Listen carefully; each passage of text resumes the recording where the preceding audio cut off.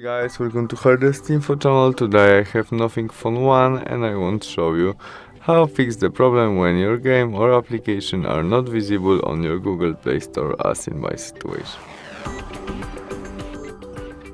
To fix it, go back to the main menu, tap on your photo on the right corner and there settings.